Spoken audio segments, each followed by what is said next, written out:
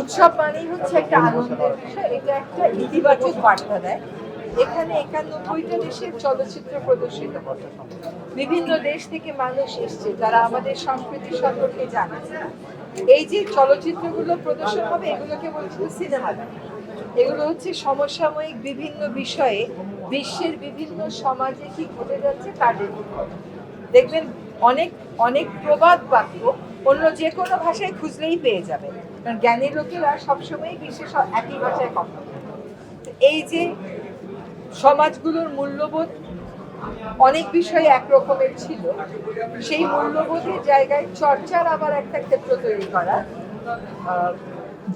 বিভিন্ন কমিউনিটিকে তাদের যে নিয়ত সংগ্রাম সেগুলো এক কমিউনিটির সংগ্রাম আরো 90টা দেশের কমিউনিটির সামনে তুলে ধরা, এবং এই তুলে ধরার মাধ্যমে কেবলমাত্র যে সংস্কৃতির চর্চা হচ্ছে তা কিন্তু না, মূল্যবোধ শেয়ার করারও একটা বড় ক্ষেত্র তৈরি হচ্ছে।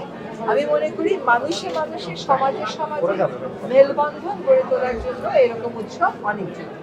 তবে আমার একটা আবেদন ছিল যে আমি সাউথ কোরিয়াতে দেখেছি বিশ্বের অন্যান্য দেশেও পরিবেশ নিয়ে কিন্তু আন্তর্জাতিক এরকম ফিল্ম ফেস্টিভ্যাল হয়। তাদের আগামীবারের ফিল্ম ফেস্টিভ্যালে অনুরোধ করেছি যে পরিবেশ নিয়ে বিশ্বের বিভিন্ন দেশে যে ফেস্টিভ্যালগুলো হয় সেগুলোতে শীর্ষস্থান যারা অধিকার করে সেগুলো এখানে প্রদর্শনের ব্যবস্থা করতে। আরেকটা হচ্ছে তারা এবার ঢাকার বাইরে কক্সবাজারে যাচ্ছে। ঢাকার বাইরে অন্যান্য বিভাগের লোকেরা কিন্তু এখানে ফিল্ম দেখতে অতটা আসতে পারবেন না। যদি এটা কোনোভাবে সম্ভব হয় ঢাকার বাইরে, এবার না হলে অন্যান্যবার যে 8টা বিভাগীয় এলাকাতে এই ফিল্মগুলো প্রদর্শিত হবে, তাহলে আরো বড় সংখ্যক মানুষ এই ফিল্মগুলো দেখতে পারত, এবং যেটা বললাম সাংস্কৃতিক মেলবন্ধনের পাশাপাশি মূল্যবোধের জায়গাতেও তারা নতুন করে আবার ভাববার সুযোগ। এখানে যারা থাকবে তারা কেবল ঢাকা দেখবে। আমি সবসময় বলি যে বাংলাদেশ কিন্তু ঢাকার মতন দেখতে না, বাংলাদেশ ঢাকার চাইতে আরো অনেক অন্যরকম দেখতে।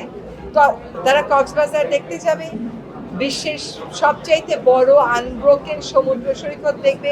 এটা আমাদের জন্য একটা আসার জায়গা।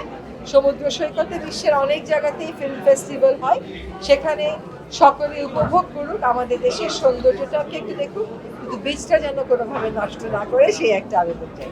ছোট একটা কনসার্ট হলে যদি আপনি এমন একজন শিল্পীকে নেন যেখানে রুমের জায়গা হচ্ছে 5,000, মানুষ আসতে চায় 15,000, সেখানে গন্ডগোল হলে তো এটাকে অনিরাপত্তা বলে চালিয়ে দেওয়ার উপায় নেই। আর এখন বিপুল সংখ্যক মানুষের সমাগম হয়, সেটাকে আমরা সতর্কভাবে ম্যানেজ করছি। এমন না যে এখানে নাটক প্রদর্শন হচ্ছে না, এই যে ফিল্ম ফেস্টিভ্যাল হচ্ছে এখানে হয়তো লাখে লাখে লোক হবে না, আমরা ম্যানেজ করতে পারি।